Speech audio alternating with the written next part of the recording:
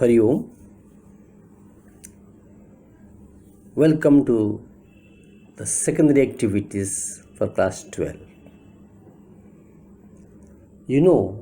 Secondary activities are those activities which convert primary products into more useful commodities. From this point of view, all manufacturing industries are included in secondary activities. Am I clear? The term industry is usually used to describe those activities which are concerned with processing, fabricating, and manufacturing of primary products that are obtained from agriculture, forestry, mining, fishing, etc. We often hear of some industries like tourism industry, iron and steel industry, fishing industry, film industry, each representing different types of economic activities. So, all these industries are termed as secondary activities. Well, my dear students, the literal meaning of manufacturing is to make by hand, but it has attained a wide meaning in the present day context, isn't it? The conversion of raw material into more useful and valuable fabricated articles with the help of machines is called manufacturing. Say for example, conversion of iron ore into iron and steel and cotton into cloth changes the nature of raw material and it becomes more useful and valuable. The more a material is changed in its form, greater will be its value and utility. You want example? See, the value and utility of iron ore increases when it is converted into iron and steel, but it further increases when it is transformed into machines and tools. Also, the value of cotton increases when it is converted into textiles. Its value further increases when the textiles are transformed into garments. Well, my dear students, the industries that has the modern industry, especially the modern industries, has some characteristics like they are complex machine technology. They have complex machine technology. Now, extreme specializations are there. The industries are divided into extreme specialization, especially, and division of labor for producing more and more goods with less effort and less cost or low costs. These modern industries use vast capital, huge capital, and these industries have large organizations. Also remember, they have a good, efficient executive bureaucracy also. Dear children, now question arises. You see, the major concentrations of modern manufacturing have flourished in a few number of places. Not found in everywhere. Why? What is the reason? Why do large scale industries choose different locations? Why not in everywhere? Also, industries maximize profits by reducing costs. Therefore, industries should be located at points where the production costs are minimum. So some of the factors influencing industrial locations now we are going to discuss. These factors are two types. One is geographical, another one is non-geographical. As to geographical factors are concerned, first let you see the access to raw material, which is the backbone of the industry. Raw material used by industries should be cheap and readily available, conveniently available, and easy to transport. Industries based on cheap, bulky, and weight lossing materials like ores. Children, perishability is a vital factor for the industry to be located closer to the source of raw material. Agro-processing and dairy products are processed close to the sources of farm produce. The next factor for affecting location of industry is power, access to source of energy. You know, energy is most essential to run machines in industries. The main power resources, energy resources are what? Coal, petroleum, hydroelectricity, natural gas, and nuclear energy. So where they are found conveniently, industries grow in that areas to minimize its cost and to get regular supply of the power to run the machines. Dear children, next, third point is the very important, that is access to transportation and communication.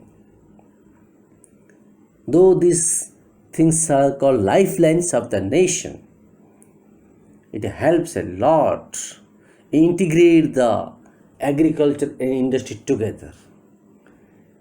Industry and agriculture together. Speedy and efficient transport facilities to carry raw materials to the factory and to move finished goods to the market are essential for the development of industries. The cost of transport, which plays an important role in the location of industrial units. You see, almost all the industries are set up now all over the world with good, better, excellent transportation and communication facilities are found there. They are found near NHS. Western Europe and Eastern North America have highly developed transport systems which have always induced the concentration of industries in these areas. Modern industry is inseparably tied to transportation systems. Improvements in transportation led to integrated economic development and regional specialization of manufacturing. Well, dear children, next we can forget to access to water is also one of the factor for affecting the industrial locations. Water, the hydel power, not only provides power but also some industries require large quantities of water to run their factory.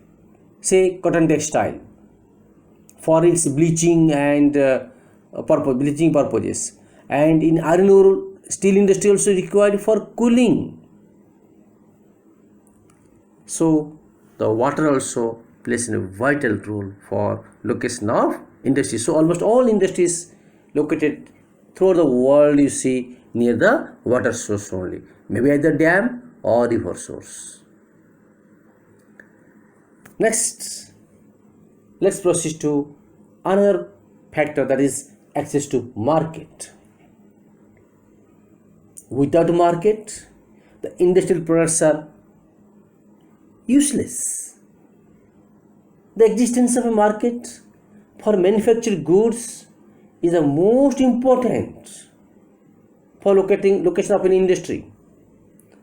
But here, market means what? People who have a demand for these goods of industrial goods and also have the purchasing power, means ability to purchase, that is to be able to purchase from the sellers at a place, that is called market.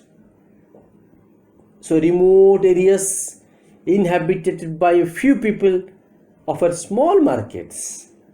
The developed regions of Europe, North America, Japan, Australia, they provide large global markets as the purchasing power of these people is very high. The densely populated regions of South and Southeast Asia, like India, they provide large markets. Some industries, like aircraft manufacturing, they have a global market. Dear students, next, access to labor supply is one of the factors for location of industries.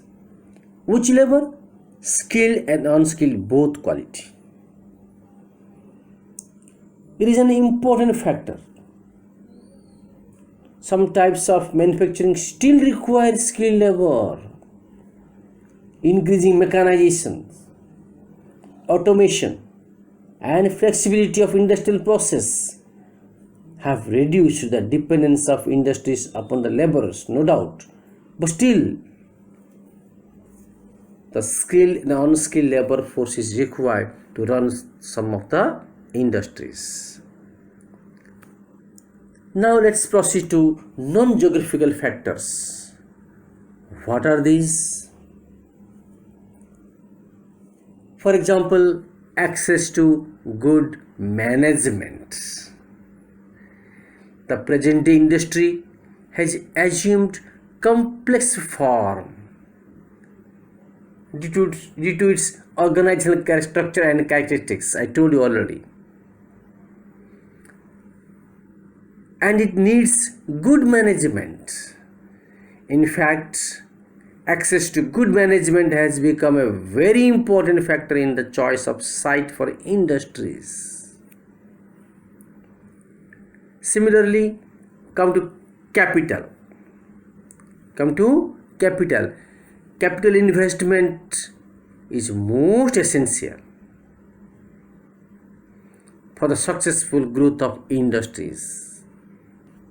Large sums of money are required for setting the factory, purchasing machinery and raw materials, and for paying wages to the workers.